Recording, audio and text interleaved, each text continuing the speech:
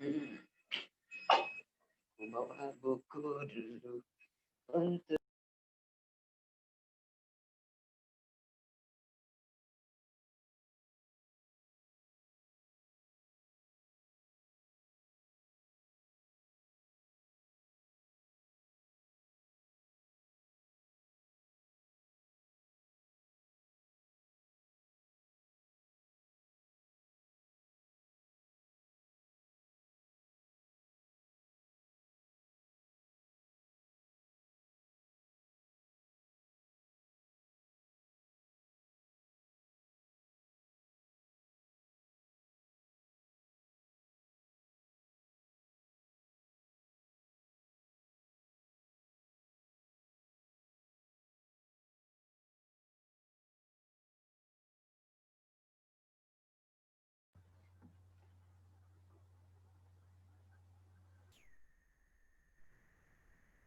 Sebelum kita mulai, dimohonkan kepada seluruh peserta diharapkan untuk menghidupkan videonya. Nah, biar kita sama-sama kelihatan nih wajah-wajahnya nih di hari di malam terakhir ya gitu, biar kelihatan mana nih semangatnya teman-teman gitu. Makasih banyak.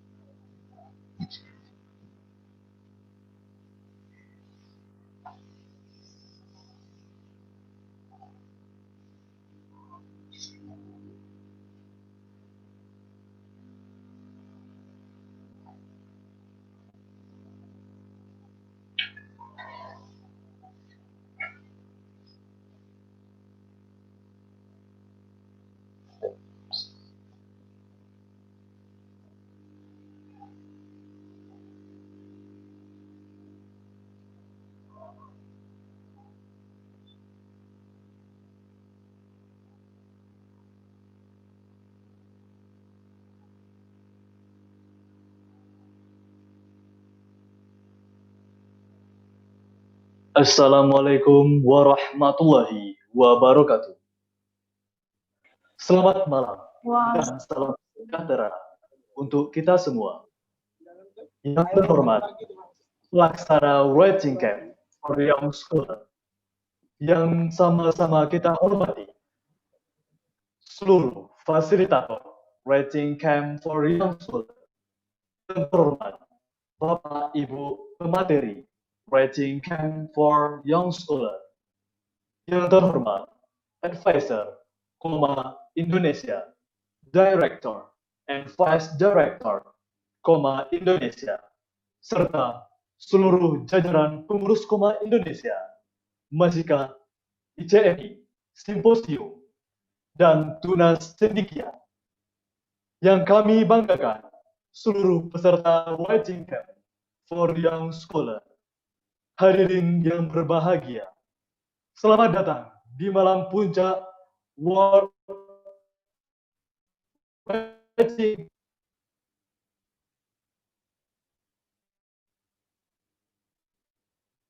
Acara pertama, pembacaan ayat suci Al-Quran oleh Fardatil Aini Agusti SPD, merupakan juara 2 Musabaqah Sarhil Quran MTQ Mahasiswa Nasional tahun 2019. Disilakan. Assalamualaikum warahmatullahi wabarakatuh. Waalaikumsalam warahmatullahi wabarakatuh. Warahmatullahi wabarakatuh.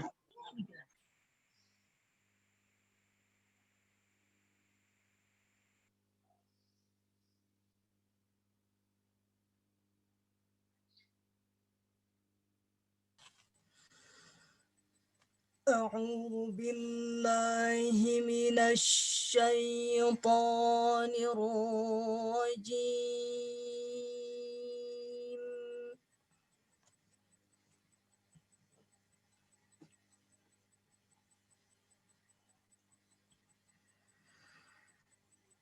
Bismillahirrahmanirrahim.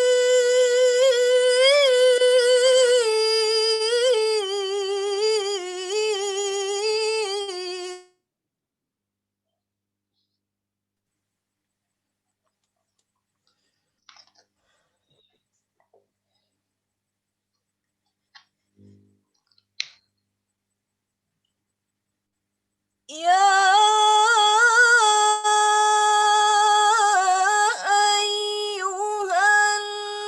ayyuhalladzina amanu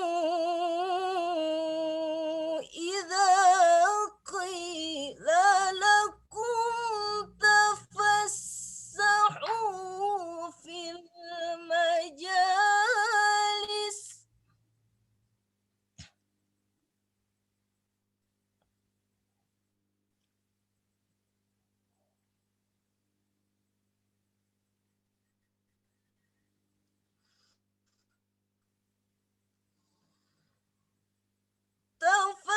تفسحوا في المجالس فافسحوا يفسح الله لكم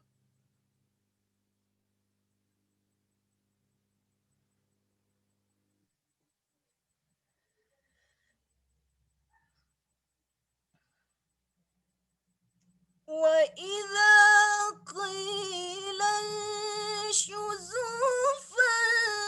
فانشزوا يرفع الله الذين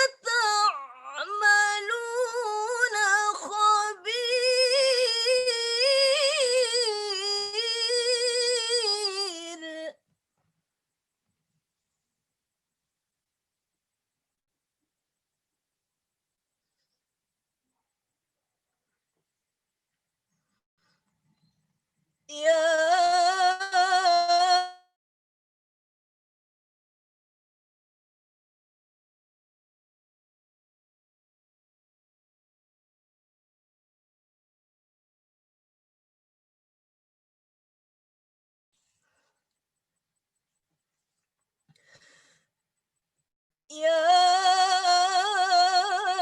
أيها الذين آمنوا إذا ناجيتم الرسول فقدموا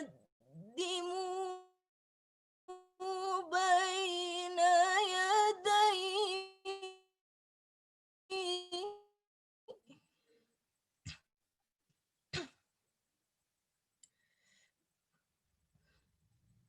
إذا ناجيتم الرسول فقدموا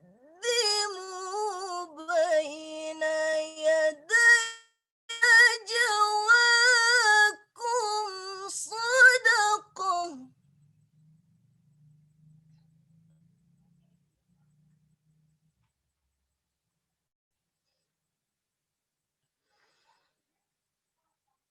ذلك خير لكم وأطهر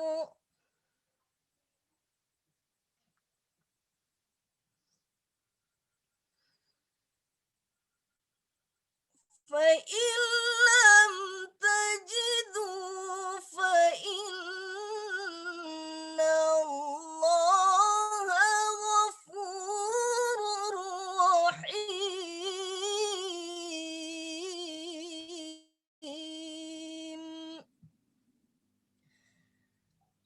صدق الله العظيم. Assalamualaikum warahmatullahi wabarakatuh.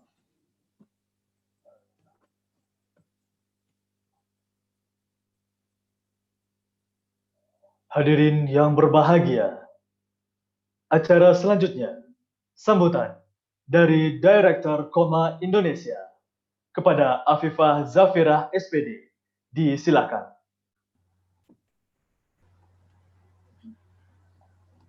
Baiklah, Assalamualaikum warahmatullahi wabarakatuh.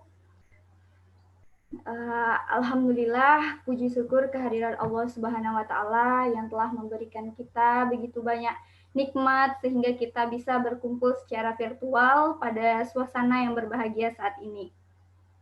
Mohon izin Bapak untuk menyampaikan sedikit sepatah kata kepada Bapak Dr. Ismail Suwardi WK. Baiklah, sebelumnya kita sudah melewati serangkaian proses writing camp for young scholar ini, teman-teman semua, Bapak Ibu yang saya hormati.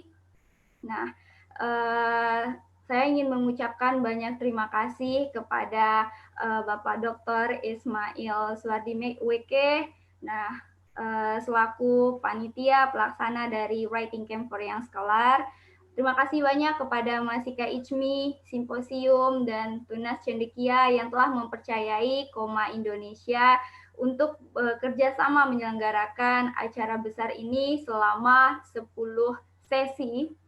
Luar biasa sekali teman-teman pengurus Koma yang telah bersama-sama merancang acara dengan baik, kurang lebih 1,5 bulan. Terima kasih banyak untuk seluruh pengurus dan jajaran Masika Ijmi, Simposium, Tunas Cendekia, dan juga dari Koma. Terima kasih banyak juga kepada Bapak Ibu pemateri yang luar biasa yang telah memaparkan materinya sehingga membuka banyak wawasan dari kita semua dengan pesan-pesan yang memotivasi kita semua. Nah, tak lupa juga Ifah mengucapkan terima kasih banyak kepada seluruh peserta yang sangat antusias di setiap sesinya, yang bahkan mau mengikuti dari awal sampai akhir saat ini sekitaran kira-kira 56 orang saat ini. Nah, yang mungkin saja tidak semuanya bisa hadir saat ini, makasih banyak sudah sangat antusias dan juga mengikuti writing camp for young scholar ini. Yang perlu kita ketahui bahwasanya jadikanlah writing camp for young scholar ini menjadi wadah bagi teman-teman dalam berkarya dan juga berkolaborasi ke depannya. Koma Indonesia insya Allah terbuka untuk teman-teman berdiskusi dan berkolaborasi mengenai kepenulisan ilmiah dengan fasilitator-fasilitator yang profesional di bidangnya, dan kita harap ke depannya kita bisa menghubungkan seluruh pemuda di Indonesia yang ingin berkumpul dan berkolaborasi dalam academic writing yang nantinya bisa menjadi calon-calon peneliti muda di masa depan. Amin.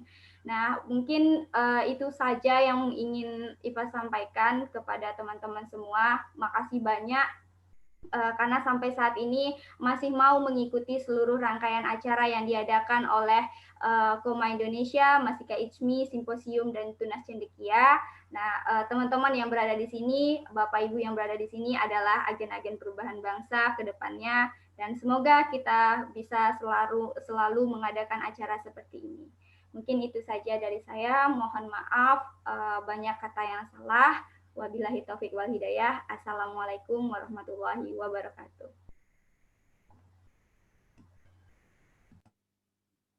Bapak, Ibu hadirin yang berbahagia, acara selanjutnya, sambutan, serta pengarahan dari Ketua Pelaksana sekaligus Fasilitator Writing Camp for Young Scholar kepada Bapak Dr. Ismail Suardiweke. Disilakan. Bismillahirrahmanirrahim. Assalamualaikum warahmatullahi wabarakatuh. Waalaikumsalam warahmatullahi wabarakatuh. Alhamdulillah wa syukrilillah wa la hawla wa la quwata illa billahil aliyyil azim. Alhamdulillah, sampailah kita di hari ketiga yang merupakan bagian penghujung writing camp kita. Namun insya Allah sebagaimana yang sudah kita programkan akan ada rangkaian-rangkaian kegiatan mengiringi writing camp ini. Di masa pandemi ini kita kemudian langkah kita terbatas, tetapi alhamdulillah silaturahim kita justru tidak terbatas. Justru pada kesempatan kali ini kita semua bisa bersama-sama dan kemudian justru memberikan kesempatan kepada kita untuk silaturahim dan melalui kerja keras kawan-kawan dari Koma Indonesia dan juga simposium, alhamdulillah kurang lebih 200 orang dalam grup WhatsApp kita itu bisa terhubung, tersosialisasi dan bersilaturahim. Perkenankan saya, saudara-saudari sekalian, sedikit menceritakan bahwa di masa lalu ada seorang yang bernama B.J. Habibie. Beliau lulusan Jerman, kalau kita perhatikan dari namanya, Dr. Ing, itu yang kemudian dalam bahasa Jerman. Beliaulah yang menjadi salah satu pemrakarsa berdirinya Ikatan Cendekiawan Muslim se-Indonesia, yang kadang-kadang kita sebut dengan ICMI. Lalu kemudian pada perkembangan berikutnya didirikanlah Masika ICMI, Majelis Sinergi Kalam, Ikatan Cendekiawan Muslim se-Indonesia, dan tahun lalu sebelum pandemi diadakan silaturahim nasional, Silatnas, dan itu bertempat di Universitas Negeri Padang dan lebih tepatnya di Sumatera Barat karena acaranya tersebar di seluruh Sumatera Barat. Apa yang ingin saya share kepada kita semua, almarhum B.J. Habibie yang juga Presiden ketiga Republik Indonesia senantiasa menekankan terkait dengan dua hal, ya, majelis dan juga sinergi. Artinya apa? Dalam urusan ilmu pengetahuan kita harus senantiasa melakukan majelis, walaupun pada kesempatan kali ini adalah tatap maya. Kemudian yang kedua adalah bersinergi ataupun juga berkolaborasi atau bahasa yang lain berjamaah. Yang penting bahwa kita harus bekerja sama, ya. Tidak saja sama-sama bekerja, tetapi ketika bekerja kita saling bertaut, lalu kemudian ada tujuan ataupun capaian yang kita bisa lakukan.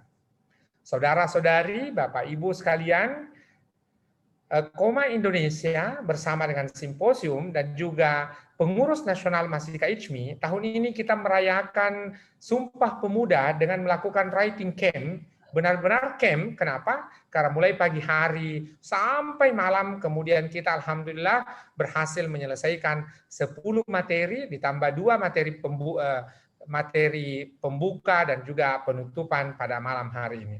Nanti Masika HMI akan memberikan beasiswa bagi peserta yang dipilih, lalu kemudian juga akan didampingi dalam proses penerbitan. Dalam 1 pekan ke depan, kita akan mengidentifikasi jurnal-jurnal mana saja yang memungkinkan untuk menerima artikel-artikel ataupun tulisan-tulisan Anda. Jadi, apa yang kita mau tulis, ada 2 yang kita mau tulis, Anda boleh ikut salah satunya. Pertama adalah artikel jurnal, kemudian yang kedua adalah bab dalam buku. Saya ingin mengucapkan terima kasih secara khusus kepada semua peserta yang sudah bersedia berpartisipasi dan menghabiskan kota internetnya selama 3 hari ini, berpartisipasi bersama-sama dan menyukseskan kegiatan kita. Tanpa Anda semua, maka kegiatan ini tidak akan pernah sukses sebagaimana yang berlangsung 3 hari. Kepada saudara-saudari, Bapak, Ibu, fasilitator, narasumber, alhamdulillah kita punya fasilitator dan narasumber sebanyak 10 orang. Mereka adalah pakar masing-masing di bidangnya. Ibu Dr. Rosdalina tidak saja dekan di Fakultas Ekonomi dan Bisnis Islam, tetapi editor-in-chief jurnal Sinta II. Begitu pula Bapak Dr. Fahmi Gunawan, beliau juga adalah dosen di IAIN Kendari, sekaligus Kepala Pusat Bahasa dan juga editor-in-chief di jurnal Sinta II. Belum lagi saudara saya, sahabat saya, kolega saya, Dr. Syafrimen, yang turut dalam mendorong rumah jurnal di UIN Raden Intan Lampung, dan sekarang puluhan jurnal di UIN Raden Intan Lampung itu sudah mencapai Sinta II. Begitu pula saudara saya, kolega saya, sahabat saya, Bapak Engkisar, dan begitu pula pemateri-pemateri lain yang turut berpartisipasi.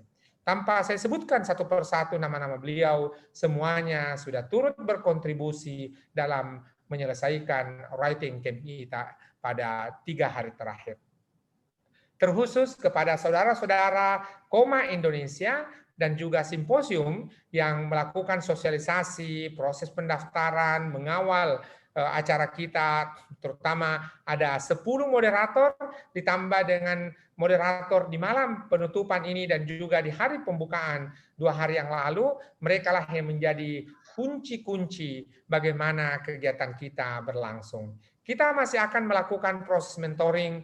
Mudah-mudahan Anda semua sudah berkomunikasi dengan grup kecil 3-5 orang, menemukan ide, lalu kemudian Anda masukkan ke Google Dokumen, Anda tambahkan di situ, lalu kemudian kita akan announce, akan umumkan jurnal-jurnal mana saja yang memungkinkan untuk menerima artikel saudara-saudari sekalian. Namun kita juga bersyukur bahwa pelaksanaan writing camp for young scholars pada kesempatan ini tidak dihadiri saja oleh Anda, orang-orang yang menapaki karir sebagai peneliti-peneliti muda, tetapi ada juga Bapak Ibu dosen yang dengan senang hati dan juga rendah hati ikut mau mengikuti kegiatan kita. Alhamdulillah wa syukrilillah, apa yang kita lakukan 3 hari terakhir ini mudah-mudahan dapat bermanfaat masing-masing bagi kita. Hanya Allah jualah yang pemilik kuasa alam yang akan mampu membalas budi baik dan seluruh kerja-kerja ikhlas dari kawan-kawan Koma Indonesia dan begitu pula dari simposium. Terakhir, saya ingin mengenalkan pengurus nasional Masika HMI sejak 3 tahun yang lalu mengadakan Akademi Tunas Cendekia. Akademi Tunas Cendekia inilah yang kemudian fokus mendorong anak-anak muda kita karena mereka adalah para penerus generasi bangsa. Kalau kemudian menjadi wirausaha, ada sekolahnya. Mau menjadi organisatoris, ada sekolahnya. Mau menjadi apa saja di Indonesia ini ada sekolahnya. Namun kemudian Masika HMI memandang bahwa ketika mau menjadi cendekia, mau menjadi ilmuwan, kita kekurangan. Ada sekolahnya, namun komunitas maupun organisasi ataupun program-program untuk mendorong cendekia-cendekia muda kita untuk tumbuh, itu kemudian belum banyak kita dapatkan. Oleh karena itu, semasa Rakornas di Bandung 3 tahun yang lalu, pengurus nasional Masika Ijmi memprogramkan Akademi Tunas Cendekia Indonesia. Inilah yang kemudian mempertemukan kita pada hari ini, tentu terkait dengan bantuan Anda semua dan terkhusus kepada Koma Indonesia. Saudari Afifa, Saudari Aini, moderator kita, dan semuanya turut memberikan sumbangsi bagi kelancaran acara kita. Mudah-mudahan ini bukan yang terakhir, ini adalah yang pertama, dan mudah-mudahan tahun mendatang pada pelaksanaan Sumpah Pemuda berikutnya, kita bisa melaksanakan kembali writing camp. Mudah-mudahan di masa itu pandemi sudah berlalu dan kita bisa melakukan tatap muka, dan tetap saja kita akan melakukan insya Allah dalam bentuk blended learning. Bagi yang tidak bisa hadir, mereka tetap boleh berpartisipasi melalui Zoom, melalui YouTube, melalui Facebook, dan sebagainya. Secara khusus, tim Writing Camp sudah mempersiapkan akun YouTube untuk kemudian Anda saksikan. Dari akun YouTube saya sendiri juga sudah ada materi-materi sampai hari kedua sudah full. Hari ini juga materi pertama dan kedua sudah selesai. Silahkan disimak, dan tentu kami dengan senang hati untuk mendapatkan kritikan, perbaikan, koreksi, dan sebagainya. Atas nama kita semua, saya ingin mengucapkan terima kasih tak terhingga kepada semua pihak yang sudah membantu dan juga turut mempersiapkan, dan bahkan setelah ini Koma Indonesia masih selalu mengawal kegiatan-kegiatan yang menjadi rangkaian sebagaimana yang kita sudah sampaikan di awal kegiatan ini. Tentu dalam pelaksanaan 3 hari terakhir ini banyak kesalahan, kesilapan, kekurangan yang kami lakukan, baik dari panitia teknis maupun kami dari pengurus nasional Masika Ijmi. Tentu kami ingin menyampaikan terima kasih banyak atas segala perhatian, dukungan, dan partisipasi Anda semua. Demi keberkahan acara kita, saya ingin mengajak atas nama kita semua bagi yang muslim, dan mohon yang bagi non-muslim untuk menyesuaikan, kita tutup dengan sama-sama membaca hamdalah. Alhamdulillahirabbil alamin. Terima kasih dan mohon maaf atas segala kekurangan. Billahi taufiq wal hidayah. Wassalamualaikum warahmatullahi wabarakatuh. Waalaikumsalam warahmatullahi wabarakatuh. Waalaikumsalam warahmatullahi wabarakatuh.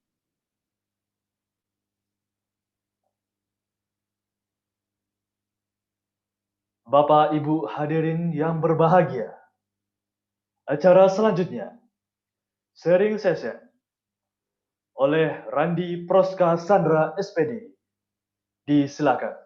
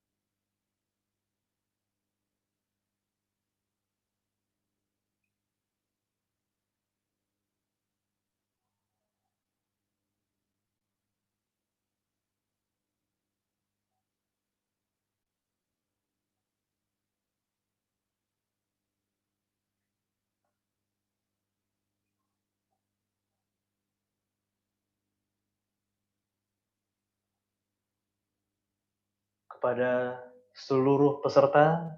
Di akhir acara kita akan ada kejutan-kejutan menarik yang akan diberikan oleh pihak penyelenggara.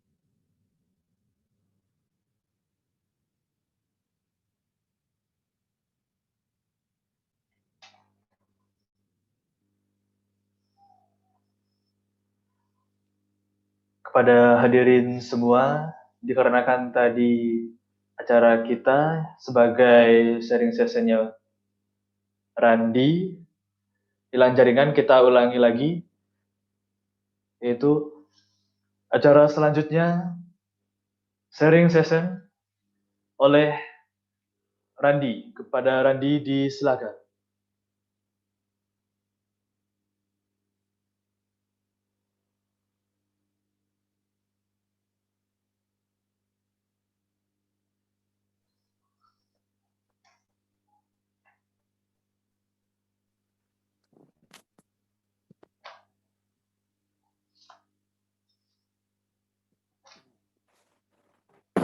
Suara saya kedengaran nggak? Kedengeran nggak? Halo? Kedengaran, Bang. Jelas. Oke, mohon maaf ya, ini soalnya saya tadi lagi nyari jaringan karena kondisi di sini sedang nggak ini ya. Ini saya sampai naik-naik tangga nih dari tadi. Assalamualaikum warahmatullahi wabarakatuh. Alhamdulillahirabbil alamin wassalatu wassalamu ala asrofil anbiya'i wal mursalin nabiyina wa habibina Muhammadin wa ala alihi wa sahbihi ajmain wa man tabi'ahum bi ihsan ila yaumiddin amma ba'du. Alhamdulillah teman-teman, terima kasih kepada Apipa Zafira yang telah memberikan saya kesempatan untuk, nggak tahu katanya di sini sharing session ya. Dan kemudian juga yang saya hormati Bapak Dr. Ismail Sohordi WK, beliau adalah salah satu orang yang menginspirasi saya, beliau juga adalah salah satu guru bagi saya gitu. Dan terima kasih juga mungkin pemateri berkesempatan hadir. Sebelumnya saya pengen kenalan dulu. Nama saya Randi Prasetya, saat ini sedang studi master di Institute of Natural Learning Technology di National Central University. Dan alhamdulillah saya diamanahkan oleh teman-teman di KOMA sebagai salah satu advisor di KOMA Indonesia, Komunitas Menulis Ilmiah Indonesia. Dan saya mengucapkan selamat buat scholars. Semoga teman-teman, bapak-bapak dan ibu-ibu mendapatkan inspirasi, mendapatkan ilmu yang tak terhingga, dan semoga mendapatkan relasi yang tanpa henti mendukung produktivitas teman-teman ke depannya dalam menulis artikel ilmiah. Saya diminta untuk sharing sedikit. Ini saya juga nggak paham temanya, sharingnya tentang apa kayak gitu. Jadi katanya sharing motivasi aja gitu, tapi motivasi apanya nggak paham saya gitu. Dan tadi juga saya ada kegiatan lain dan mohon maaf mungkin nggak bisa mengikuti dari awal bersama teman-teman di sini. Mungkin saya bakal sharing sedikit aja kayak gitu. Yang tujuannya adalah untuk memotivasi kita semua, termasuk diri saya juga, menjadi pengingat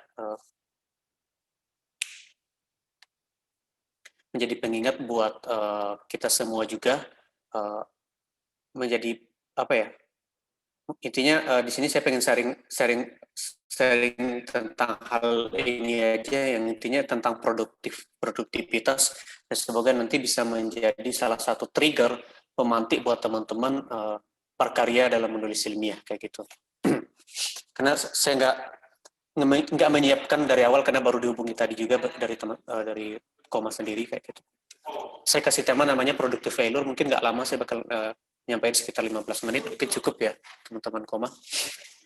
Temanya adalah productive failure. Apa sih productive failure itu? Nah, kenapa sih saya kasih nama, saya kasih judul namanya productive failure? Jadi teman-teman yang mungkin udah pernah dengar nama istilah produktivitas dan menulis ilmiah, sebenarnya nggak bakal lepas dengan istilah produktivitas. Oke, nah dalam KBBI mungkin teman-teman udah tahu, bisa cek di KBBI, produktif itu artinya mendatangkan, memberi hasil, manfaat, dan sebagainya, yang bisa dibilang juga menguntungkan. Sementara dalam bentuk noun-nya, dalam bentuk kata bendanya, produktivitas, itu kemampuan untuk menghasilkan sesuatu, daya produksi, dan keproduktivitan, kayak gitu. Nah, sementara dalam American Dictionary, mereka bilang having the quality or power of producing, especially in abundance. Maknanya adalah memiliki sebuah kualitas atau kemampuan atau kekuatan untuk memproduksi sesuatu dalam jumlah banyak. Sementara dari Cambridge Dictionary atau UK-nya, kamusnya UK, itu having positive result, yang artinya adalah memiliki makna yang positif. Nah, jadi ada sedikit perbedaan makna ternyata jika kita bandingkan dengan makna secara Indonesia, makna secara American, makna secara British. Nah, itu ada perbedaan makna terkait dengan produktivitas. Nah, kenapa sih saya pengen bahas produktivitas di sini? Karena ini adalah salah satu hal yang sangat penting, gitu. Penting dalam kehidupan kita sehari-hari. Termasuk dulu, sekarang kita bahas generalisir secara umum, nggak terbatas pada menulis ilmiah, kayak gitu. Nah, teman-teman mungkin pernah punya apa ya? Pernah dengar istilah kerja keras, dan juga usaha itu tidak akan mengkhianati hasil. Nah, sebenarnya sekarang itu kita orang nggak zaman lagi dengan istilah kerja keras dan atau usaha tidak akan mengkhianati hasil, atau istilahnya kita bakal berusaha terus. Ibaratnya kalau kita menulis artikel ilmiah, kita harus menulis artikel terus untuk mengasahnya. Tapi sekarang ada istilah baru, itu adalah produktivitas itu tidak akan mengkhianati hasil. Kenapa kayak gitu? Karena konotasi produktif itu adalah positif. Sementara konotasi usaha sebenarnya belum tentu positif. Karena usaha itu bisa bersifat negatif, bisa bersifat positif. Tapi ketika kita bahas produktivitas, produktif itu udah pasti positif.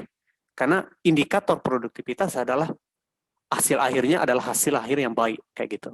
Nah, itu adalah produktivitas ini ibarat usaha, ibarat sebuah proses yang tujuannya adalah untuk sebuah hasil yang baik.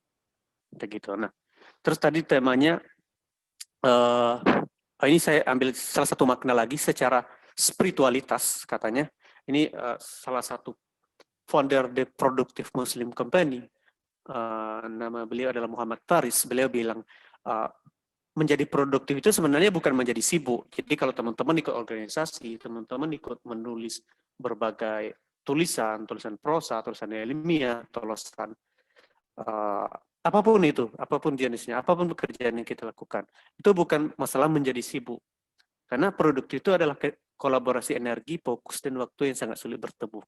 Jadi terkadang kita punya waktu tapi kita nggak punya cukup energi. Terkadang kita punya waktu yang banyak tapi kita nggak bisa fokus mengerjakan sesuatu kayak gitu. Nah, jadi wajar kalau teman-teman tiba-tiba pada suatu saat merasa, aduh saya ini nggak produktif banget ini sekarang ini, is okay kayak gitu. Itu wajar. Kalau istilah Koreanya is okay, not to be okay ya kalau nggak salah saya. Nah, tadi judulnya adalah productive failure. Jadi productive failure itu nggak sebuah istilah yang saya pakai sendiri, itu adalah berasal dari sebuah jurnal, Learning from Productive Failure, dikemukakan oleh Profesor Manu Kapur. Profesor Manu Kapur ini adalah salah seorang ilmuwan pendidikan, praktisi pendidikan yang sudah berkiprah, bisa dibilang adalah beliau praktisi pendidikan yang sudah berkiprah. Beliau adalah satu orang yang terlibat di asesmen. Beliau juga adalah satu asesmen PISA, mungkin teman-teman tahu ya, di Indonesia ribut ranking PISA, kita rendah. Nah, beliau adalah satu orang yang terlibat. Beliau juga aktif, beliau adalah orang Singapura, keturunan India, dan jadi profesor di NTU, kemudian di Hong Kong, kemudian di Australia, dan sekarang menjadi profesor di ETH Zurich, atau di Sweden, kayak gitu, universitas nomor 8 di dunia. Beliau menggunakan teori namanya productive failure. Nah, ini sebenarnya saya kemukakan teori, saya cerita seperti itu. Nah, productive failure ini unik, dan ini sudah diimplementasikan di semua sekolah di Singapura, di semua institusi pendidikan, hampir bisa nggak semua ya, hampir semua institusi pendidikan di Singapura di bawah Kementerian Pendidikan Singapura. Karena beliau pernah bekerja sama langsung, mensupervisi langsung program pendidikan, asesmen pendidikan di Singapura. Nah, teori beliau keren kayak gitu. Jadi beliau melakukan sebuah eksperimen. Beliau melakukan sebuah eksperimen di awalnya beliau melakukan eksperimen untuk siswa-siswa matematika. Jadi dalam pembelajaran, dalam teman-teman ketika belajar, teman-teman mungkin udah biasa gimana sih belajar di kampus, gimana sih dosen mengajar di kampus. Yaitu adalah kalau mungkin orang-orang non pendidikan mungkin agak lebih sedikit berbeda. Sementara orang-orang non pendidikan biasanya mereka mengajar adalah dengan berceramah, kemudian memberi contoh atau demonstrasi, kemudian ada feedback dari mereka. Yang artinya adalah mahasiswa, siapapun itu di institusi pendidikan, dididik untuk meniru atau untuk bertindak, untuk menyelesaikan masalah sesuai dengan panduan. Nah, itu yang biasa kita terapkan di Indonesia. Nah, productive failure ini sebaliknya. Seorang siswa itu dididik untuk menyelesaikan masalah tanpa ada panduan. Jadi, bukan berarti panduan itu nggak ada, gitu. Tapi panduan itu mereka cari sendiri oleh siswa, gitu. Nah, di penelitian beliau, kalau di pendidikan itu ada istilah pre-test, mid-test, dan post-test ya, penilaian akhir, gitu. Nah, di penelitian beliau mengukakan bahwa beliau menguji tentang productive failure ini, dan hasilnya adalah orang-orang yang dengan kondisi normal, ini pada pertengahan mid-test kayak gitu, pada pertengahan belajar, orang-orang yang diberi instruksi normal atau belajar dengan panduan, itu hasilnya luar biasa keren kayak gitu. Pada pertengahan belajar. Ada misalnya ini 1 semester, misalnya pas 3 bulannya mereka bagus banget kayak gitu. Sementara orang-orang yang siswa-siswa dengan kondisi productive failure itu jauh tertinggal di bawahnya. Kenapa? Karena mereka nggak ada guidance, nggak ada panduan saat belajar tersebut. Misalnya soal matematika ini kan, misalnya kita bahas geometri, soalnya adalah soal A gini gitu. Nah, kemudian akhirnya dikasih soal kedua kayak gitu. Dikasih soal kedua. Soalnya masih tentang geometri, tapi berbeda, bisa menggunakan rumus basic geometri. Nah, hasilnya berbanding terbalik kayak gitu. Siswa-siswa yang tidak diberi instruksi, tidak diberi guidance, tidak diberi panduan awalnya ini mengalahkan siswa-siswa yang diberi panduan. Nah, kenapa kayak gitu? Karena ternyata menggunakan pendekatan productive failure ini, itu sudah berhasil menemukan berbagai cara untuk menyelesaikan sebuah masalah. Jadi bayangkan bahwa sesuai yang dengan panduan, mereka hanya bisa menyelesaikan masalah dengan yang ada di panduan. Jadi mereka nggak mampu berpikir out of the box. Sementara siswa yang tidak diberi guidance dari gurunya, disuruh untuk mencari sendiri, mereka udah belajar berbagai banyak kegagalan sebelum bisa menjawab soal tersebut. Gitu. Nah, jadi inti dari teori tersebut adalah istilahnya adalah short term failure, long term success. Jadi untuk membiarkan siswa bereksplorasi, berelaborasi, atau menjelajahi berbagai kemungkinan untuk menyelesaikan sebuah masalah, sehingga mereka bakal memiliki kesuksesan jangka panjang. Karena mereka udah paham teorinya, mereka paham basicnya. Mereka tahu bahwa, oh ini loh cara saya mendapatkan solusi untuk masalah ini. Kayak gitu. Dan jika solusi ini nggak bisa dipakai, maka saya bisa memakai solusi lain. Sementara siswa dengan tradisional approach atau pendekatan tradisional, mereka akan tetap seperti itu saja kayak gitu. Nah ini uniknya dan ini kerennya teori ini kayak gitu. Hingga akhirnya dipakai di beberapa sekolah, bisa dibilang sebagian besar sekolah di Singapura kayak gitu. Nah itu. Jadi sebenarnya konsepnya seperti ini ya teman-teman. Konsepnya seperti ini. Oh, sorry. Nah, konsepnya seperti ini. Jadi seolah-olah siswa itu terjatuh di percobaan kedua, tapi sebenarnya enggak. Kayak gitu. Jadi teman-teman bisa lihat di sini. Di sini awalnya itu mereka gagal banyak kayak gitu sesuai dengan konsep productive failure ini. Awalnya mereka gagal banyak. Kesuksesan yang mereka dapat itu sedikit banget kayak gitu. Dibandingkan dengan orang-orang, dibandingkan dengan siswa-siswa yang diberi pendekatan pertama tadi, pendekatan dengan panduan gitu. Nah, kemudian mereka terjatuh banget nih. Mereka merasa bahwa mereka nggak mampu kayak gitu. Tapi setelah mereka bereksplorasi lebih lanjut, tentunya encouragement atau pendekatan yang bersifat emosional juga dari guru. Nggak hanya dibiarkan saja, nggak. Tapi panduannya nggak dikasih. Mereka tetap diberi motivasi kayak gitu. Akhirnya yang terjadi adalah sebaliknya kayak gitu. Kesuksesan mereka dapat, atau dalam artian di sini kemampuan mereka menyelesaikan masalah bakal lebih baik dibandingkan orang-orang yang diberi panduan. Nah ini adalah salah satu uniknya teori ini. Makanya dibilang failure driven learning. Pembelajaran berbasis kegagalan kayak gitu. Pembelajaran yang dikemudikan teman-teman sharingnya sedikit ya. Saya pengen berefleksi aja. Jadi berikut ini beberapa quote ya. Ini saya tulis sendiri, nggak ada di Google, hanya ada di Instagram saya kayak gitu. Singkat kata saya berefleksi seperti ini. Cara kita bertumbuh dengan nyaman itu adalah menutrisi diri kita dengan sebanyak-banyaknya rintangan. Dan rintangan-rintangan tersebut adalah hal yang kita temukan ketika menyelesaikan sebuah masalah. Tapi kalau kita punya guidance untuk menyelesaikan sebuah masalah, kita bisa menyelesaikan masalah dengan cepat. Tapi kita bakal cenderung memakai guidance itu secara terus-menerus tanpa menemukan solusi yang lain. Contoh kayak gini. Kita tahu Thomas Alva Edison kayak gitu. Thomas Alva Edison mencoba menemukan bola bahlam dengan percobaan beribu-ribu kali. Kayak gitu. Nah, sekarang kalau kita praktekkan zaman sekarang, coba bikinkan saya 100 jenis lampu yang gagal kayak gitu, misalnya kayak gitu. Tapi karena orang udah tahu cara bikin lampu sekarang, bikinkan saya lampu yang bisa nyala. Orang udah bisa, semua electrical engineers mereka bisa. Tapi coba bikin 500 cara lampu ini nggak nyala, nggak ada yang tahu. Cuma Thomas Alva Edison yang tahu kayak gitu. Karena beliau udah gagal beribu-ribu kali. Dan itu maknanya bahwa gagal itu adalah produktif sebenarnya. Karena beliau menemukan sebuah cara lampu nggak nyala. Ya, walaupun pada akhirnya beliau menemukan caranya lampu nyala, beliau udah tahu 1000 cara lampu nggak nyala. Dan mungkin hanya beliau yang tahu kayak gitu. Nah itu uniknya kegagalan kayak gitu. Dan sebenarnya kegagalan itu adalah sebuah proses produktif kayak gitu. Itu sih singkat kata dari teori ini kayak gitu. Nah jadi teori ini mengharapkan kita untuk belajar dari proses, bukan dari hasil, bukan untuk pengennya instan doang kayak gitu. Saya kasih quote-nya gini ya, jika kita merakit juang hanya untuk hasil, lalu di mana letaknya kenikmatan akhir kayak gitu. Terus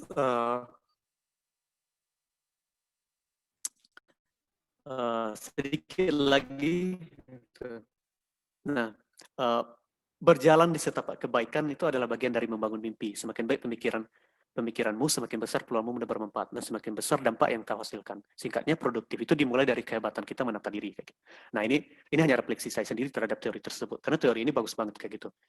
Ya mungkin nggak bisa digeneralisir untuk diterapkan di berbagai negara. Coba kayak gitu. Saya udah belajar di Taiwan, sistemnya lebih seperti itu juga. Nggak ada guidance yang diberikan secara implisit, secara secara terbuka dari dosen kayak gitu. Mereka bilang, yuk kamu lakuin ini kayak gitu. Paling kalau kamu butuh apa ya, saya kasih dana kayak gitu ibaratnya gitu. Jadi kita di-encourage untuk berpikir secara terbuka, secara independen, sehingga kita menemukan berbagai banyak hal kayak gitu dalam perjalanan tersebut.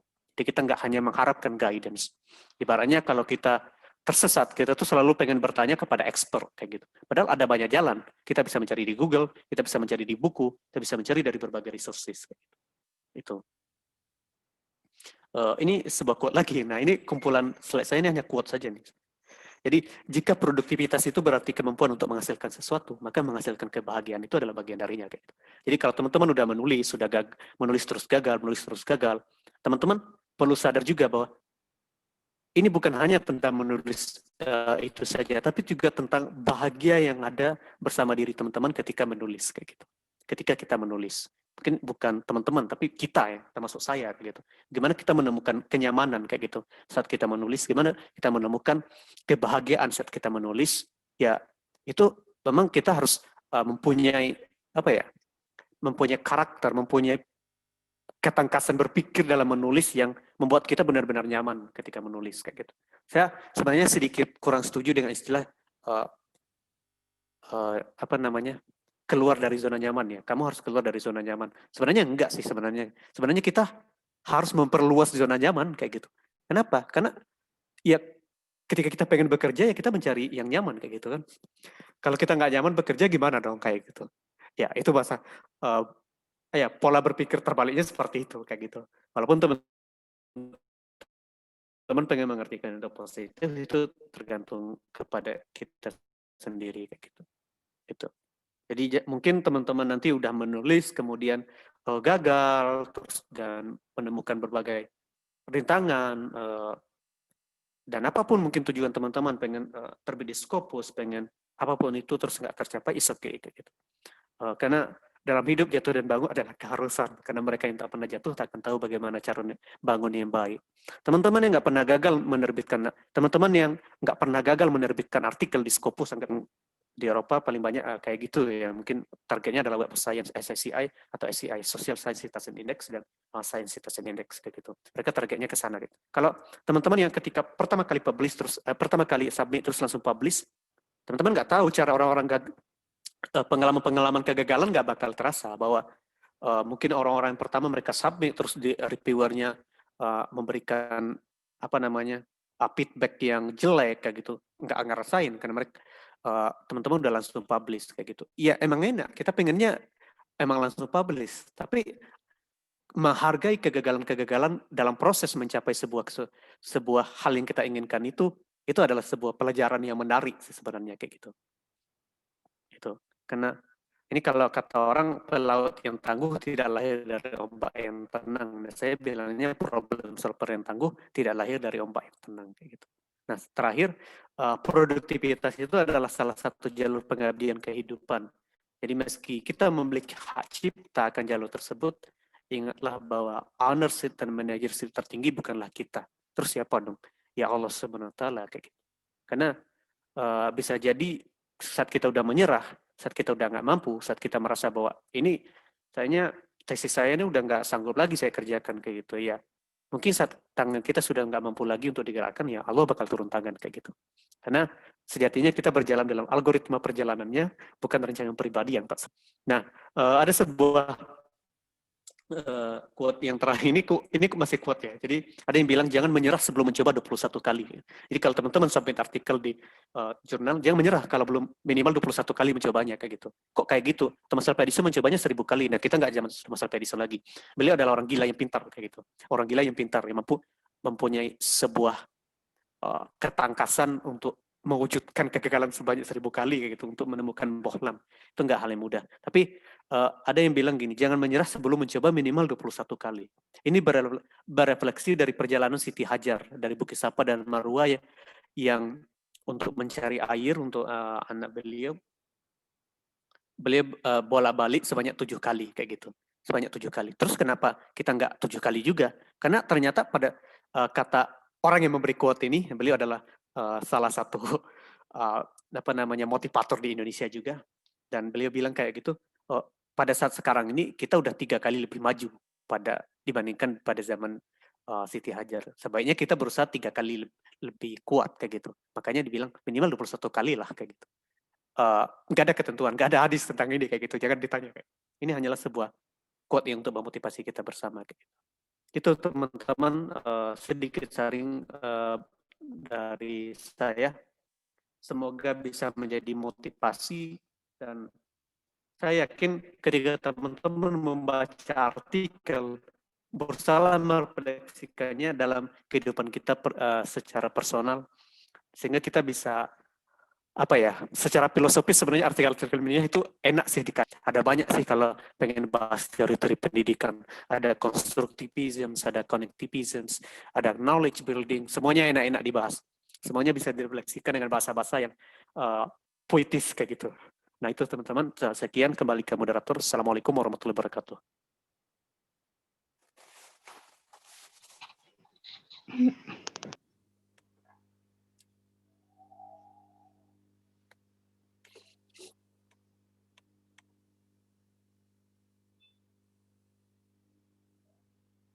Acara selanjutnya, penyampaian teknis lanjutan Writing Camp for Young Scholar. Kepada Fardatil Aini Agusti, SPD, dan Afifah Zafirah, SPD, disilakan.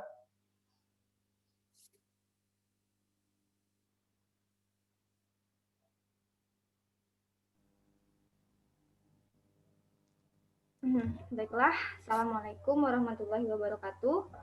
Ini udah ada di sana nih? Udah. Oke. Mungkin teman-teman udah lama ya kita nggak kolaborasi lagi berdua sejak, mau cerita sedikit, sejak tamat. Kita udah nggak pernah presentasi berdua lagi. Kayaknya sekarang ini waktunya kita presentasi berdua lagi. Nah, Ibu share screen ya. Mohon izin Bapak, Bang Randi, Bapak Ibu semua, teman-teman. Oke, silahkan Aini duluan deh. Oke, baiklah Bapak, Ibu, dan teman-teman semua. Ini kita sudah berada di penghujung acara ya, tidak terasa 3 hari, udah 10 sesi materi tentunya.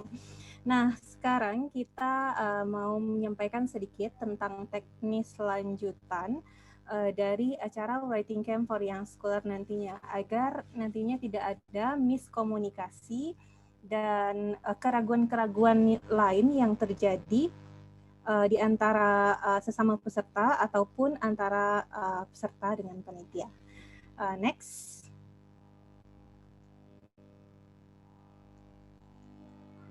Oke. Nah, jadi sebelum kita masuk ke teknis selanjutnya Writing Camp for Young Scholar, nah ini di sini mau menjelaskan sedikit bahwa untuk selanjutnya itu Koma Indonesia akan insya Allah akan membuka klub strategis kepenulisan ilmiah. Nah, jadi nanti sistemnya klub ini berada di bawah naungan Koma Indonesia.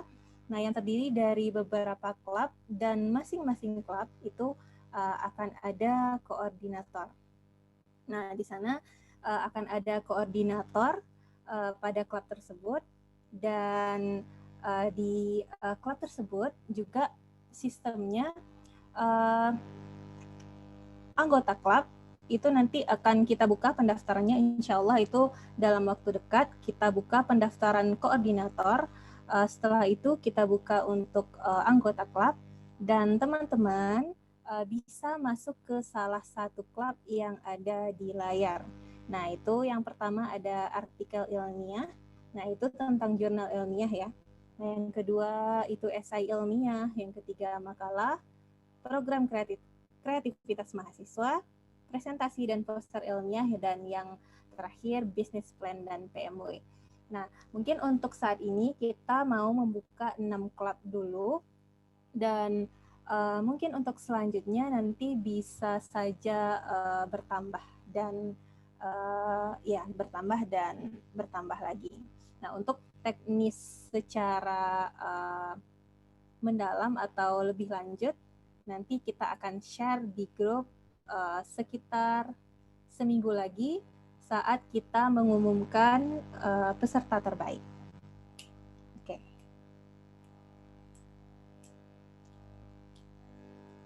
Oke, lanjut nih. Kita Oke. mau ngomong tentang sertifikat peserta nih. Oke, jadi untuk sertifikat peserta, nah ini agar tidak terjadi, nah karena biasanya itu di akhir acara itu banyak yang bertanya, malahan banyak sekali, Kak, kok saya nggak dapat sertifikat, atau Kak, nama saya nggak ada gitu. Nah, jadi setiap acara itu kita punya rules untuk sertifikat. Dan untuk writing camp for young scholar, kita ada 2 indikator. Nah, yang pertama itu terdaftar pada database peserta writing camp for young scholar. Nah, apa maksudnya? Nah, jadi teman-teman, Bapak dan Ibu yang sudah mendaftar melalui link yang sudah disediakan sebelumnya untuk mendaftar, kemudian juga delegasi yang juga sudah mendaftar pada link yang sudah ditentukan, termasuk itu peserta yang mendapatkan giveaway. Nah, itu semua sudah ada pada database Koma Indonesia. Nah, dan untuk peserta, nah misalnya nih dari sesi Pak Engki tadi siang, itu kan banyak mahasiswa Pak Engki yang ikut dalam sesi beliau. Nah, itu tidak terdaftar pada database Koma Indonesia. Oleh karena itu, mohon maaf sekali untuk mahasiswa-mahasiswa tersebut tidak bisa kita kasih sertifikat. Begitu. Nah, yang kedua itu minimal 1 kali mengikuti sesi. Nah, jadi Bapak, Ibu, dan teman-teman yang sudah mengikuti minimal 1 kali sesi atau mengisi absensi sebanyak 1 kali, itu insya Allah itu akan mendapat sertifikat. Gitu. Next. Oke. Ya, mungkin Iva bisa lanjutkan. Oke, nah teman-teman semua, Bapak Ibu sekalian, kita pendampingan nanti akan dipilih orang-orangnya. Jadi pendampingan hanya diberikan kepada peserta terbaik dari seluruh peserta pendaftar, sekitaran 200 orang lebih. Nah, dari Writing Camp for Young Scholar, dicanangkan kemarin kita akan memilih 3 peserta terbaik, tapi sewaktu-waktu apakah itu bisa ditambah, bisa saja nanti keputusan panitia. Nah, jadi apa saja sih yang menjadi indikator Bapak, Ibu, teman-teman semua bisa menjadi peserta terbaik Writing Camp for Young Scholar ini? Yang pertama adalah absensi. Kita melihat dari segi absensi dari sesi awal opening hingga akhir saat ini gitu. Nah, penutup malam puncak. Nah, kemudian dari antusias dan keaktifan itu dinilai dari bertanya kayak gitu. Nah, bertanyanya ini apakah bagi teman-teman atau Bapak Ibu yang bertanya secara on mic atau tidak? Nah, itu tidak hanya dari situ saja, tapi dari seluruh pertanyaan itu kita rangkum. Jadi kita melihatnya dari seluruh pertanyaan, berapa kali yang bertanya, nah berapa kali memberikan sanggahan kayak gitu. Tidak berdasarkan siapa yang kita pilih, karena teman-teman yang atau Bapak Ibu yang kita pilih untuk bertanya saat sesi live itu adalah secara adil, secara bergiliran, agar tidak orangnya itu-itu saja yang bertanya. Nah, makanya berbeda-beda. Yang kita nilai adalah yang bertanya. Makanya kita punya database yang bertanya atau yang raise hand, artinya dia sudah punya pertanyaan. Nah, kemudian yang ketiga adalah review materi per hari di story Instagram. Jadi jika yang ibaratnya itu merasa tidak mereview ataupun tidak ngepost di Instagram, nah itu menjadi indikator dalam penilaian peserta terbaik. Karena apa? Di situ kita menilai bahwa Bapak Ibu teman-teman semua itu konsisten untuk menuliskan ini. Jika di story Instagram tidak punya Instagram atau kesulitan dalam mengupload ke Instagram, tetapi punya catatan-catatannya dan tidak diupload, silahkan difoto dan dikirimkan ke email Koma ataupun ke salah satu admin di WhatsApp group. Nah, itu akan kita nilai sebagai review materi. Oke, nah yang keempat adalah rangkuman seluruh materi.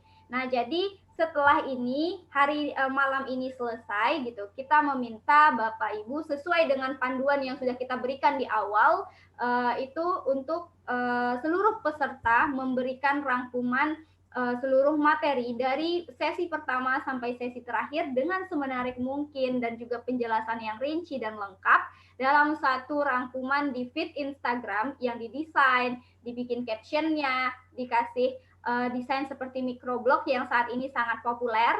Nah, dan itu tag ke koma, kita bakalan berikan, itu bakalan menjadi salah satu indikator penilaian juga. Apakah wajib? Ya, itu tergantung kepada seluruh peserta writing camp for young scholar. Apakah nanti ingin menjadi peserta terbaiknya? Jika memang berkeinginan menjadi peserta terbaiknya, inilah 4 indikator yang harus dipenuhi oleh seorang peserta terbaik gitu. Nah, mohon maaf ternyata kameranya mati. Terus, seperti itu ya teman-teman. Oke, kita next selanjutnya. Oke, nah kemudian dari Writing Camp for Young Scholar ini, seluruh peserta pastinya sudah tahu apa saja yang menjadi benefit atau manfaat yang timbal balik antara Koma Indonesia, Masika ICMI, Simposium, Tunas Cendekia, dan juga peserta yang mengikuti seluruh rangkaian acara ini, yaitu yang pertama mendapatkan sertifikat tadi. Nah, apa saja untuk yang peserta terbaik dapatkan? Nah, luar biasa sekali nih Bapak Ibu teman-teman semua akan mendapatkan 2 sertifikat. Yang pertama adalah sertifikat peserta dan peserta terbaik. Jadi dari seluruh peserta terbaik kita akan pilih 1 orang peserta dengan nilai tertinggi sebagai peserta terbaik utama. Nah, kemudian yang kedua adalah project atau profil peserta terbaik akan dipost di Instagram officialnya Koma. Selanjutnya itu kita bakalan ada pendampingan penulisan artikel ilmiah sampai terbit. Nah, jadi di sini intinya ketika Bapak Ismail, Bapak Safrimen, dan Bapak Ibu fasilitator yang lain juga, pemateri yang lainnya juga, itu sudah menyatakan bakalan memfasilitasi seluruh peserta terbaik untuk mendampingi penulisan artikel ilmiahnya dari awal sampai terbit. Nah, tapi hanya orang-orang terpilihlah yang bisa mendapatkan kesempatan ini. Nah, yang keempat adalah beasiswa konferensi internasional dari Tunas Cendekia, yang mana peserta terbaiklah yang bakalan kita kirim untuk presentasi artikelnya di konferensi internasional nantinya.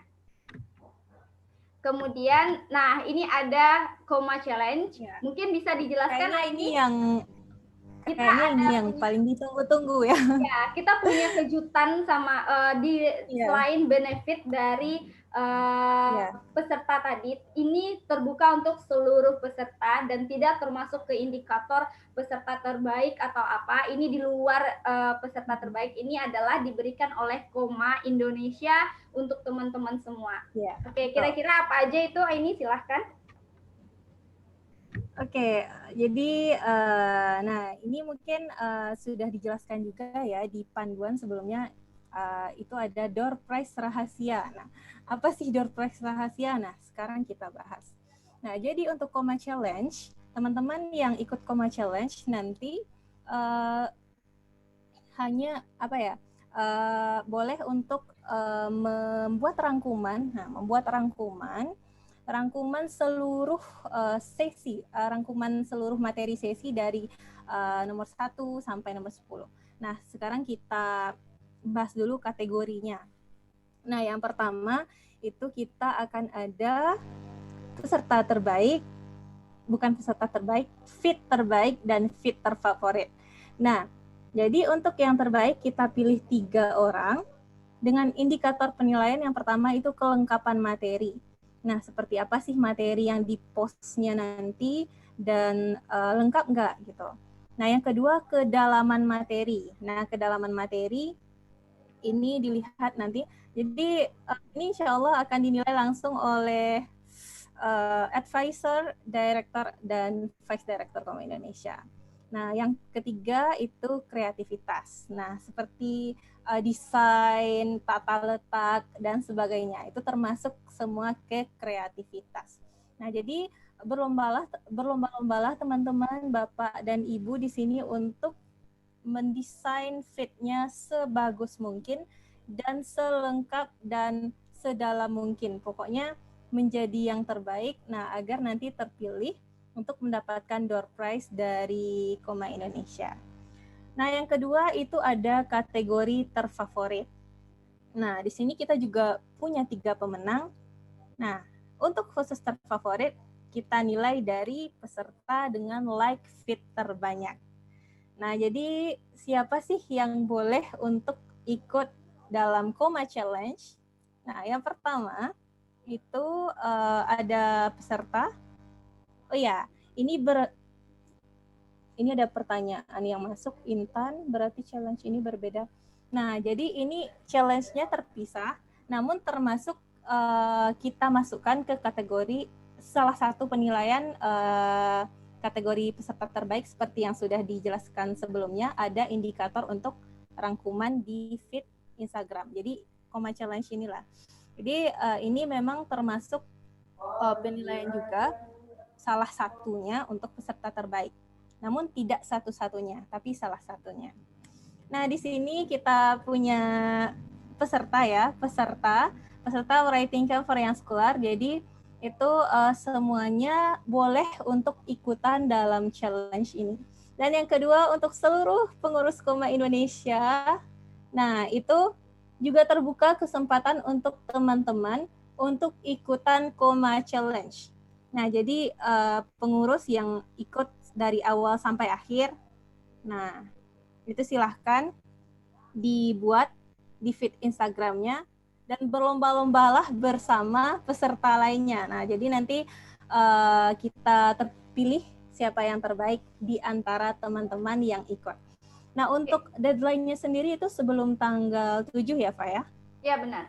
Jadi deadline-nya itu dari tanggal 1 November sampai 5 November. Jadi tanggal 7 pengumuman peserta terbaik. Dan khusus tadi ini ada 2 kategori ya, dari peserta dan dari pengurus. Itu kita nanti dicampur ya, bukan kategorinya, maksudnya itu peserta dan pengurus itu sama, kita sama ratakan semuanya. Siapa yang nilai? Yang nilai adalah advisor, director, and vice director. Jadi kita bertiga itu tidak masuk di sini, dan kita bertiga itu secara rahasia, dan juga ini objektif sekali untuk challenge ini sendiri yang kita nilai gitu. Nah, ini adalah ibaratnya apresiasi dari Koma untuk seluruh peserta yang sudah meluangkan waktu, memberikan semua partisipasinya di sini. Kira-kira teman-teman bakalan dapat apa sih dari challenge ini? Ya, coba chat. Coba di kolom komen ya. Teman-teman boleh komen di kolom chat, kira-kira hadiahnya apa sih gitu. Silahkan diketik atau membayangkan hadiahnya, ekspektasinya apa ya, gitu. Ekspektasinya apa? Boleh banget, silahkan di kita komen. Tunggu dulu ya. Ya, kita tunggu sebelum kita buka, kita kasih tahu. Oke, post artikel ilmiah, mungkin buku atau kaos Koma, kuota buku, buku tas, bimbingan publikasi, jurnal terpublish aja ya, Masya Allah. Amin. Tiket umroh. Doakan ya suatu saat. Doakan ya suatu saat. Oke, HP baru, mau bikin HP. Nah, jadi hadiahnya adalah jeng tadi salah satu ada yang benar ya. Nah, hadiahnya adalah belum ternyata. belum ternyata ada benefit gitu kan, ada benefit dulu gitu. Jadi, mohon maaf ya teman-teman, ternyata kita salah, slide-nya satu lagi. Nah, jadi ada 2 benefit yang bakalan didapatkan peserta dan juga Koma sendiri gitu. Yang pertama, benefitnya adalah bakalan di-repost oleh Instagram Koma. Jadi teman-teman jangan khawatir, nanti bakalan di-repost kayak gitu. Nah, kemudian yang kedua adalah mendapatkan door prize menarik tadi. Nah, kira-kira apa? Udah nggak sabar kita lihat lagi nih, ada yang chat teman-teman. Apa tuh tiket umroh? Ya Allah, aku deg-degan. Aku juga. Gitu. Oke, jadi kita punya door prize menarik untuk teman-teman, gratis ya, nggak pakai ongkir, nggak pakai apa-apa, tinggal terima aja, tunggu tanggal mainnya. Ya. Oke, siap. Ini dia. Nah, ini dia 3 door prize terbaik bagi peserta, bagi feed terbaik buku yang akan kita kirimkan ke teman-teman. Ini Langsung ke alamat peserta. langsung ke alamat peserta di buku Inspirasi Tanah Eropa yang mana penulisnya Aryo Muhammad, buku Diari Sang Pemimpi bagi juara 2-nya, dan buku yang ketiga itu adalah buku PhD Parent Story. Jadi gimana caranya biar dapat itu gambarnya kita acak. terbalik ya, mohon maaf. Mohon maaf, itu gambarnya nomor 1 dan nomor 3 terbalik. Oh iya. Nah, jadi kemudian di sini buku-buku ini gimana sih biar adil, kita bakalan nanti main kuis gimana untuk peserta terbaiknya bakalan diumumkan secara live, dan kita bakalan pilih ini secara interaktif dan pakai diputar kayak arisan gitu, siapa yang dapat PhD, siapa yang dapat Diari Pemimpi kayak gitu. Nah, kemudian tapi itu khusus untuk 3 orang yang terbaik nanti ya, Kak ya. Nah, ini yang untuk terbaik ya. Nah, terus untuk yang terfavorit gimana? Oke, nggak kalah hebatnya dengan teman-teman yang postingannya feed terbaik gitu. Kita punya ini, the prize feed terfavorit itu adalah buku digital karya Aryo Muhammad juga via Facebook gitu. Jadi buku digital yang bisa diakses via Facebook. Nah, dan ini semua bukunya ada Islamu Maharku kayak gitu kan, PhD Parent Story Study, Scotlandia I'm in Love, Diari Sang Pemimpi, Praha Andalusia. Nah, ini teman-teman bisa pilih sendiri mau buku yang mana. Kita cuma kasih akses kayak gitu. Nah, jadi sangat menarik bukan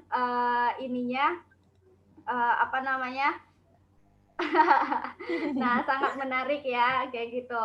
Nah, dan teman-teman semua yang sudah ibaratnya itu satu apresiasi dari Koma Indonesia untuk teman-teman yang sudah mengikuti 10 rangkaian acara, udah mau susah payah untuk mendengarkan dan juga mau bikin catatannya rapi-rapi. Kita kasih apresiasi yang luar biasa, sudah mau membuatkan desain yang bagus, di post di Instagramnya kayak gitu kan. Nah, jadi kita kasih doorprize yang luar biasa ya nih dari sini. Betul.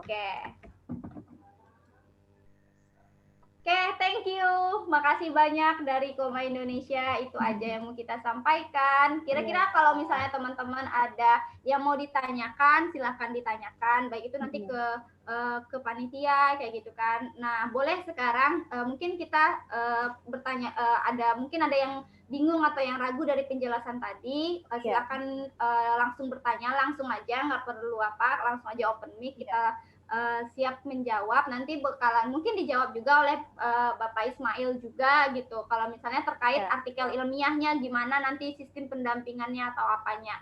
Silahkan teman-teman yang mau bertanya. Jadi nanti ketika kita mengumumkan peserta terbaiknya, ketika kita mengumumkan tentang siapa saja pemenangnya, nah tidak ada lagi timpang tindih antara kok aku nggak dapat ya, kok aku nggak ini ya, kayak gitu. Nah, silahkan jika ada yang ingin bertanya. Ya, Kak. Oke, halo. Ya, Assalamualaikum warahmatullahi wabarakatuh. Waalaikumsalam. Waalaikumsalam. Ya, makasih sebelumnya Kak. Begini, saya kan dari kelompok 8 tadi kan, yang pembagian yang tugas dari Pak Ismail. Terus tadi itu kan mungkin entah kenapa ada kendala gimana, kami cuman 2 orang yang diskusi. Jadi entah teman-teman mungkin lagi nggak aktif atau gimana. Jadi kemarin tuh jadi yang dikirim ke Koma tadi itu cuman ide beberapa teman-teman gitu Kak. Cuman gambaran dasarnya bukan kayak utuh dari yang diharapkan Bapak kayak kemarin itu kan gitu. Jadi begitu Kak. Terus gimana tuh Kak? Oke, nanti gini, jadi untuk ide tadi itu adalah tugas dari yang diberikan pemaparan materi dari Pak Ismail pada penyampaian materi sebelumnya. Mungkin Iva kasih ke Bapak aja langsung dijawab, mungkin apakah ini nanti perlu kita eksekusi juga, karena kalau misalnya nanti teman-teman yang udah mengirimkan idenya dan terpilih sebagai peserta terbaik, maka itu akan langsung masuk ke pendampingan, boleh pakai ide yang tadi gitu. Nah, atau nanti dari Bapak sendiri, dari Bapak ada masukan lain atau gimana Pak eksekusi kira-kiranya Pak?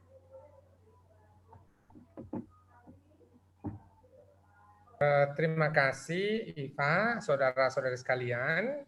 Apa yang kita tuliskan dalam kelompok-kelompok itu sebenarnya adalah ingin memberi pengalaman latihan bagaimana kita berkolaborasi melalui jaringan, dalam hal ini adalah menggunakan aplikasi Google Dokumen.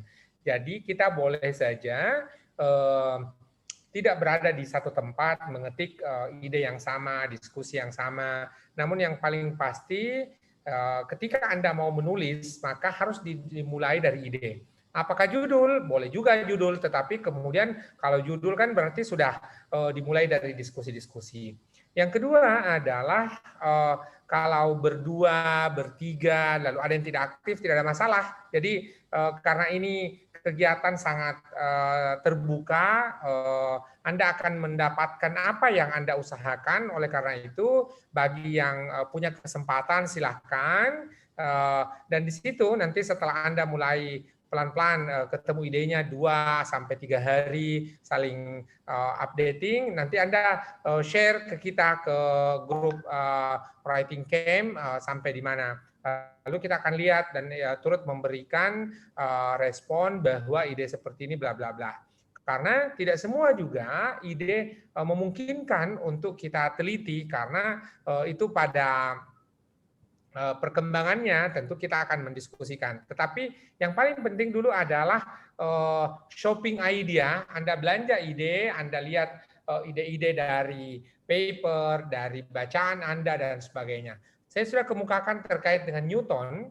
Newton itu kemudian mengemukakan teori gravitasi, tentu tidak langsung teori gravitasinya, tetapi tentu ada membaca, ada mengamati, berdiskusi dan sebagainya. Maka kemudian Anda punya kesempatan untuk berpartisipasi. Terakhir adalah tadi saya lihat ada orang-orang yang belum masuk ke dalam kelompok, silahkan dibuat kelompoknya. Saya bahkan ikut menyusun, ada yang saya pindahkan ke kelompok yang lain karena sudah ada sampai 6, 7 dan sebagainya. Kelompoknya maksimal 5 supaya nanti ketika authorship-nya, kepengarangannya itu kita akan klaim ke dalam artikel, maka sejak awal memastikan bahwa nama Anda bisa masuk. Jangan sampai kemudian kalau terlalu banyak, lebih dari 5, saya khawatir kemudian nanti ada kendala teknis di mana ada pengelola jurnal yang tidak menerima lebih dari 5 authorship itu. Tentu ini adalah sifatnya extended time, bukan lagi dalam rangka writing camp, tentu diperlukan partisipasi Anda bagi yang mau meluangkan waktu. Tentu Anda semua sama sibuknya 24 jam, dan justru di masa-masa pandemi ini kita semua punya kesibukan yang bertambah. Kenapa? Karena kalau dulunya kegiatan-kegiatan itu cukup sampai di kampus, sekarang ini semua dibawa ke dalam ruang tidur kita semua, sehingga beberapa menit sebelum terlelap juga kegiatan-kegiatan itu masih terlaksana, dan dari kameranya terlihat ini pada sudah di kamar semua. Begitu kita selesai tutup kamera langsung siap-siap sikat gigi, langsung kemudian pada tidur. Tetapi kemudian apa yang disampaikan oleh teman-teman dari Koma tadi, satu hal yang sangat bagus sekali. Surprise berikutnya, Masika HMI akan mensponsori Anda ke Eropa sampai 3 orang tahun depan untuk summer course. Ada yang ke Turki, ada yang ke Jerman, dan ada yang ke London.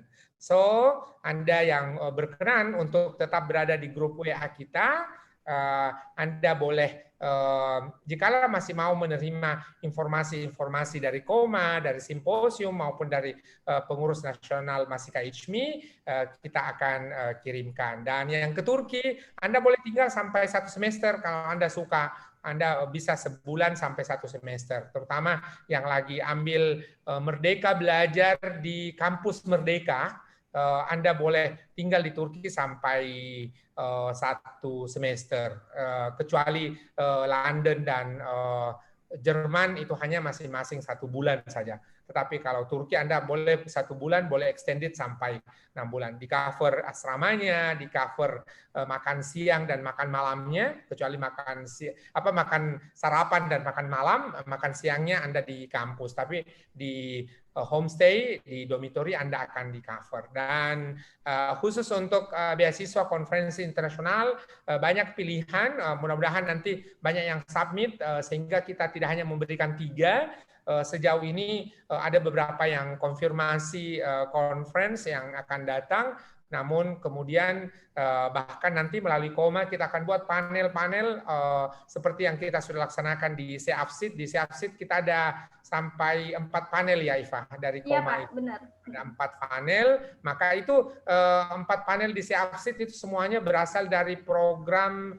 InWrite yang dilaksanakan oleh KOMA kemarin, maka melalui writing camp mudah-mudahan kita bisa buat panel lebih dari yang kita sudah usahakan. Itu penjelasan saya. Terima kasih kepada kawan-kawan KOMA yang sudah menyiapkan acara kita dengan sangat rapi. Saya kembalikan ke moderator. Oke, Bapak, makasih banyak Pak untuk itunya. Kira-kira menjawab ya Kak Ricci, semoga menjawab.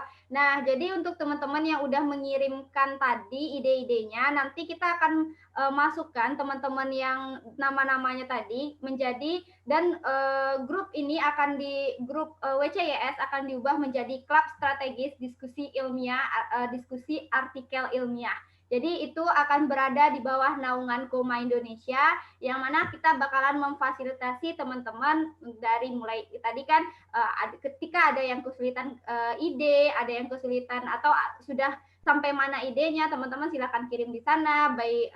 Nanti kita bakalan koordinasikan dengan fasilitator kita.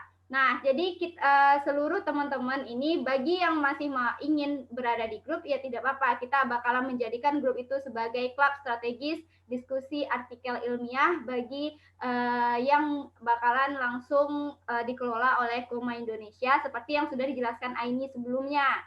Nah, tapi untuk yang peserta terbaik tadi itu punya lebih benefit dari sekedar cuman masuk klub strategis. Nah, tetapi masuknya adalah langsung pendampingan dan langsung eksekusi. Nah, langsung eksekusi. Tapi ya teman-teman di sini harus sabar seperti yang dikatakan oleh Pak Ismail tadi. Karena bikin artikel ilmiah itu nggak susah, nggak gampang.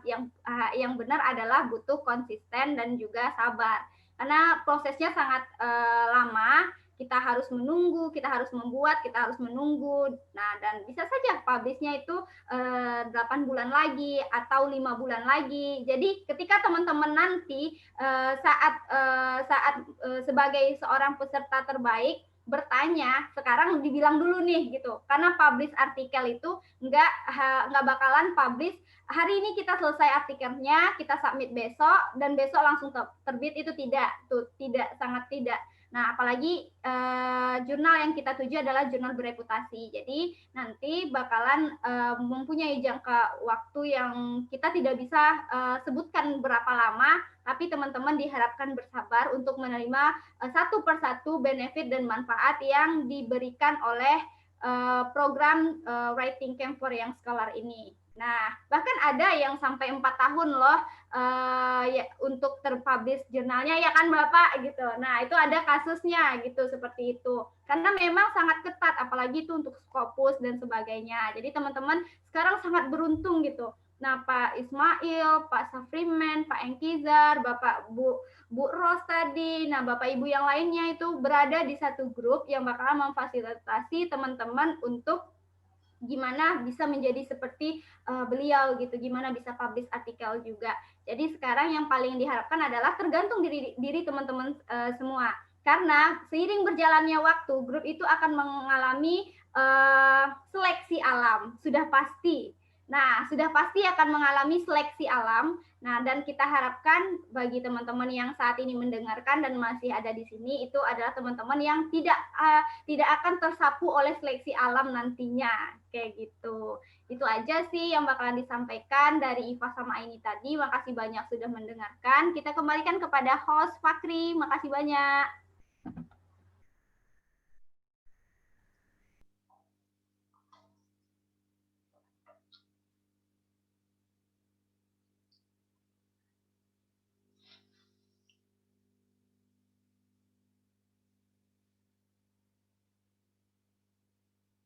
Bapak, Ibu hadirin yang berbahagia, sampailah kepada ujung acara kita, yakni pembacaan doa yang akan disampaikan, yang akan dipandu secara Islam oleh Al-Farizi. Kepada Al-Farizi disilakan. Baik, bismillahirrahmanirrahim. Assalamualaikum warahmatullahi wabarakatuh. Waalaikumsalam warahmatullahi wabarakatuh. Baik, mungkin sebelum kita membaca doa adalah kita bertawakal kepada Allah Subhanahu wa taala seraya menyerahkan diri dengan membacakan Ummul Quran Al-Fatihah.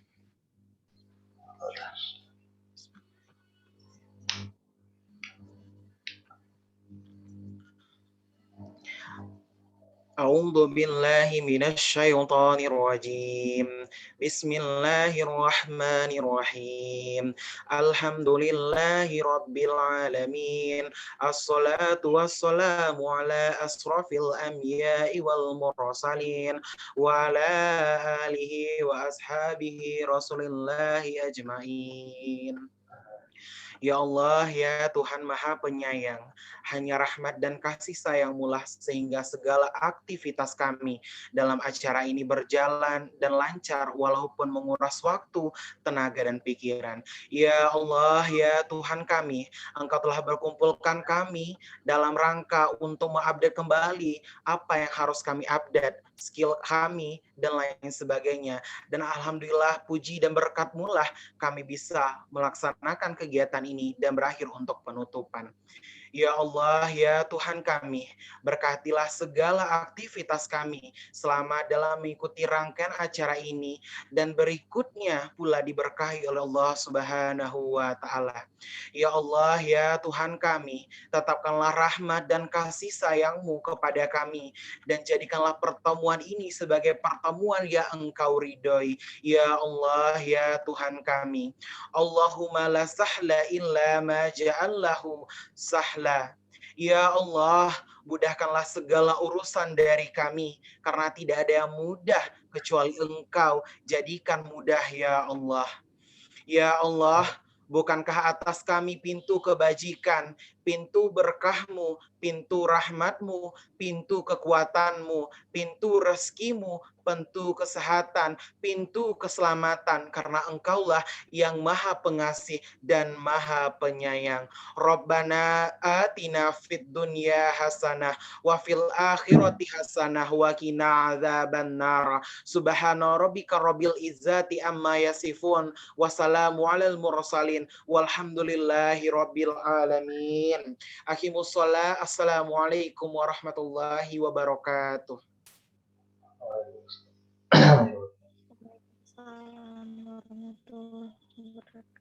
Dengan berakhirnya pembacaan doa, maka berakhirlah acara Malam Puncak Writing Camp for Young Scholar 2020. Saya Fahri Irfan Hadi. Wabillahi taufiq wal hidayah. Wassalamualaikum warahmatullahi wabarakatuh. Waalaikumsalam warahmatullahi wabarakatuh. Diberitahukan kepada Bapak dan Ibu beserta peserta, silakan aktifkan kameranya. Kita akan melaksanakan seksi dokumentasi.